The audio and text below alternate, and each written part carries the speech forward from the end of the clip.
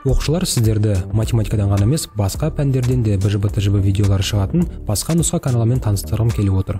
Бұл жерде көріп отырғандарыңыздай плейлист бөлімінде әр пән жеке-жеке орналасқан керекті сабақты қарап БЖБ немесе ТЖБ видеоларын тамашаласаңыздар болады. Сілтеме видеоның астында тездетіп өтіп, каналға жазылып, осы каналда достарыңызбен бөлісіп қойыңыздар. Алдағы уақытта сапалы видеолармен сіздерді қуантамыз деген ойдамыз. Рахмет. Сәлеметсіздер ме? Сіздермен Заңғарағай. Бүгінгі видеомызда алгебра 7-ші сынып ТЖБ видеосы 3-ші тоқсан, бұл 2-ші нұсқа. 1-ші нұсқа видеосы каналда бар. Лайк басыңыздар, комментарий қалдырып достарыңызға осы видеоны жіберіңіздер. Өйткені қазір мына 2-ші нұсқа сұрақтарын жеке-жеке түсіндіретін боламын, жақсылап дайындалып аласыздар. Сіздерге сандары басқаша келуі мүмкін, немесе тура осы да келуі мүмкін.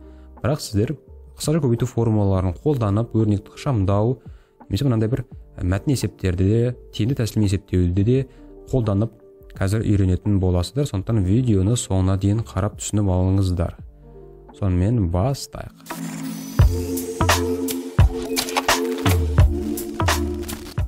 Бірінші сұрақ: тиімді тәсілмен есептеңіз дейді. Берілген өрнекті жазайық. 186-ның кубы азайтылған 34-тің кубы және бөлімде 152. Азайтылған 186 көбейтілген 34.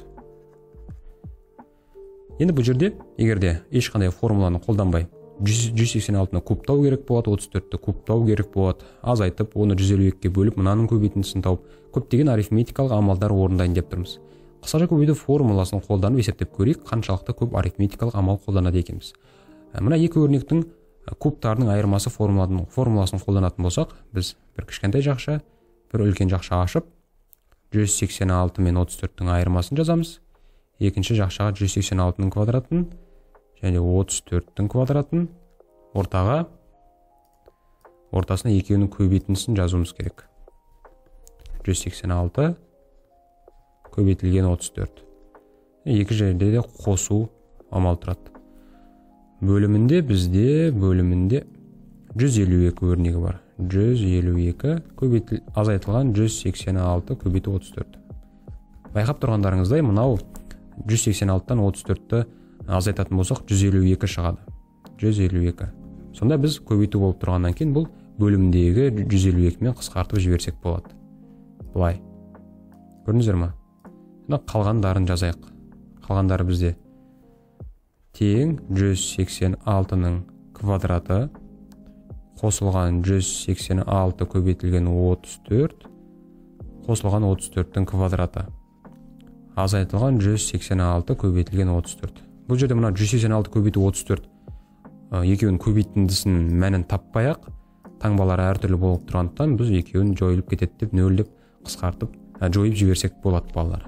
Көрдіңіздер ме? Сонда бізде қалады 186-ның квадраттау және де 34-ті квадраттау. Бар болған осы екі амал балалар.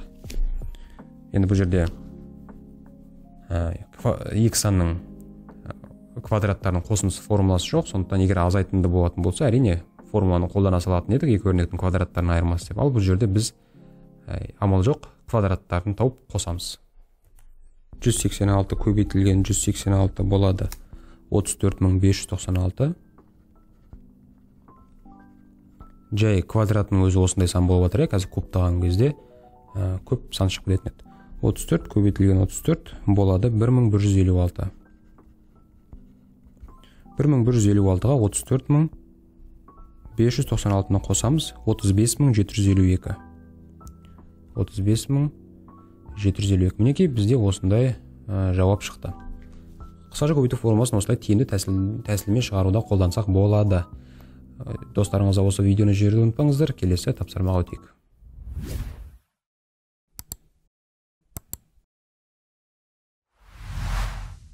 Екінші тапсырма: көп мүшені көбейткіштерге жіктеңіз дейді. Берілген өрнек 16a-ның кубы қосылған 54b-ның кубы. Бұл жерде ортақ көбейткіш ретінде жақшаның сыртына 2-ні шығарайық. Яғни 2-ні жақшаның сыртына шығаратын болсақ 8a-ның кубы және де 27b-ның кубы болады. Неге дәл 2-ні шығарып? 2-ні басқа сандарда шығаруға болатын еді. 2-ні ғана шығара аламыз ғой. Сонда бізде 8 дегеніміз 2-нің кубы ғой, сонда 2а-ның кубы деп жаза аламыз. Ал 27b куб дегенді 3b-ның кубы деп жаза аламыз. Сәйкесінше біз бұл жерде екі өрнектің кубтарының қосындысы формуласын қолдансақ болады.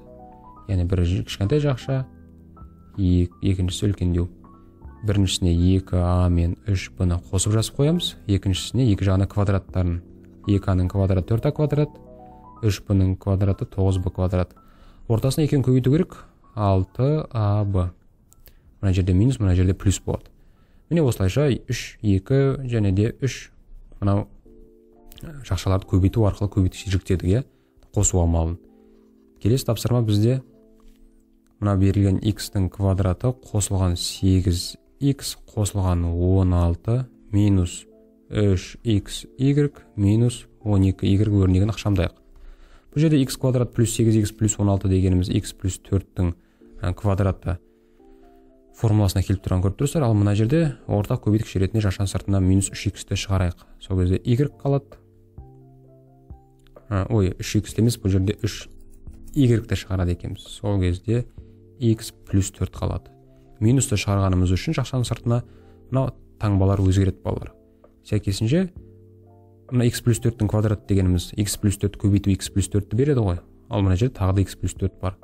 Топтау әдісі арқылы жақшан сыртына x плюс 4-ті шығарып жібердік деп есептесек, x плюс 4-тің біреуі қалады мына жерде, және де минус 3y қалады. Сәйкесінше тағы да көбейткіштері жіктей алдық.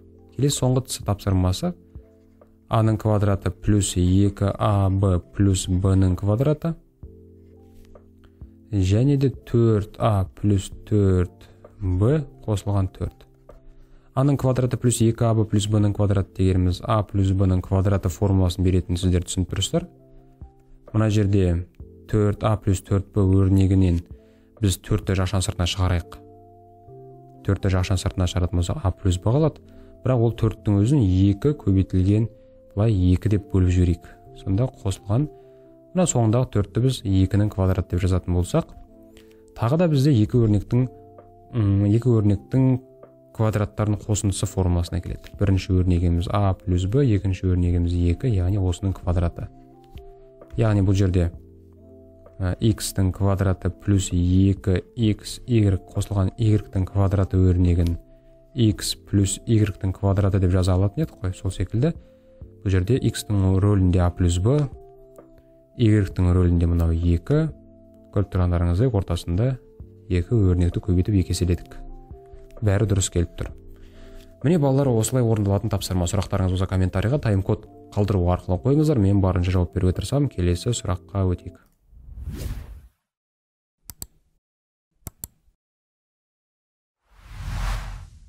Үшінші сұрақ. Өрнекті ықшамдаңыз дейді. Өрнекті қайдадан жазайық? X қосылған 1 және де x-тің квадраты азайтылған x қосылған 1 азайтылған x көбейтілген x плюс 3 және де x минус 3. Мынау екі өрнектің кубтарының қосындысы формуласын береді. X-тің кубы қосылған 1-дің кубы. 1-дің кубы 1-ге тең. Азайтылған x көбейтілген x плюс 3, x минус 3 деген екі өрнектің квадраттарының айырмасы формуласын береді. Сонда жақша ашуды орындайтын болсақ, x куб қосылған 1 және де мына жерде минус x куб. Минус x-қа минус 9-ды көбейтетін болсақ, плюс 9x қалайын деп тұр. Сонда көріп тұрғандарыңыздай таңбалар әртүрлі коэффициенттері бірдей.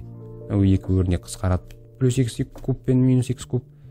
9x қосылған 1 өрнегі қалды. Міне балалар, өрнекті ықшамдадық. Мына берілген ұзақ өрнек осы мынаған тең екен. 9x плюс 1. Келесіде айтады, x тең 1 болғанда дейді. Осы өрнектің мәні 10-ға тең болатын көрсетіңіз дейді. 9x плюс 1 өрнегіндегі x-тің орнына 1-ді қоямыз. Сәйкесінше 9 көбейтілген 1. Сонда 9-ға 1-ді көбейтсек бәрібір де 9, 9-ға 1-ді қоссақ 10. Яғни x-тің орнына 1-ді қойсақ мінекей 10-ға тең болды өрнектің мәні. 10-ға тең екенді көрсеттік, яғни тапсырманы орындадық деген сөз. Мінекей балалар, осындай тапсырма. Лайк басайық, каналға жазылайық, достарыңызға осы видеоны жіберіңіздер. Жалғастырамыз. Төртінші тапсырма. Екі тізбектелген санның квадраттарының айырмасы мен келесі тізбектелген сандардың квадраттарының айырмаларының қосындысы 18-ге тең дейді. Тізбектелген сан керек, а мен б деген секілді, тағы да одан кейінгі тізбектелген сандар керек. Сада деп белгілеп қояйық әзірге. Екі тізбектелген санның квадраттарының айырмасы дейді. Мысалы b квадрат азайтылған а квадрат деген секілді. Келесі тізбектелген санның, яғни d квадраттан c квадрат азайтатын болсақ, солардың қосындысының мәні, осы екі өрнектің қосындысының мәні 18-ге тең дейді. Мінекей екі тізбектелген санның квадраттарының айырмасы келесі тізбектелген сандардың квадраттарының айырмаларының қосындысы 18-ге тең. Егер квадраттарының айырмасы теріс емес болса деп тұр. Теріс емес деп, бұдан b квадраттан а квадрат азайтып жатырмыз деп айтайық. Теріс емес болады сол кезде. Енді бұл жерде тізбектелген болғандықтан а-ны біз x деп өрнектейік, b-ны x1 деп өрнектейік, келесін x плюс 2, одан кейінгісін x плюс 3 деп өрнектейік. Сонда бізде x азайтылған x плюс, b-ның орнына біз x плюс 1 қоямыз ғой. Сонда x плюс 1-дің квадраты азайтылған x-ның квадраты қосу d-ның x плюс 3-дің квадраты азайтылған x плюс 2-ның квадраты тең 18. Негізі балалар жақшамен жазып үйренген абзал, өйткені кейде минус таңбасы, яғни мына жерде бізде азайту болатын болса, мына ішіндегі таңбаны өзгертіп жіберетін еді. Соны түсінікті болу үшін бұлай көкпен жазып қояйын. Мына өрнекті қосып жатырмыз мына өрнекке. Енді а квадрат минус b квадрат екі өрнектің квадраттарының айырмасы формуласымен біз екі жақша ашуымыз керек.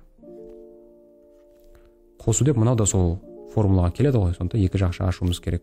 а минус b, а плюс b деп жаза алуымыз үшін. Бірінші жақшаға екеуін қосақ, x плюс 1 мен x-ті. Екінші жақшаға x плюс 1 мен x-ті азайтамыз. Мына жерде сонда екі өрнекті біріншісінде қосып жатырмыз деп жазып қояйық.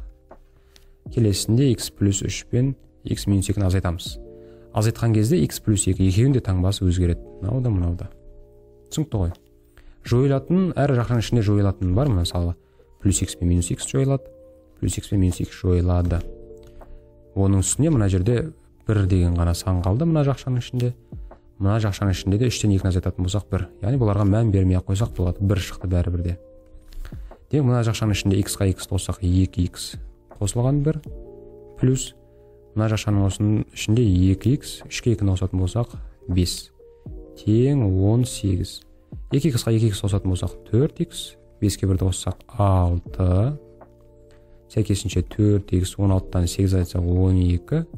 18-ден 6-ны азайтсақ. Сонда 12-ні 4-ке бөлетін болсақ 3. X-тің мәні 3-ке тең. Сәйкесінше жаңағы бірінші сан 3, екінші сан 4, 5 және де 6 деген сөз. Міне балалар осылай орындалатын тапсырма. Екі өрнектің квадраттарының айырмасы формуласын ғана қолданып шығардық. Мінекей балалар, бүгінгі видеомыз осы.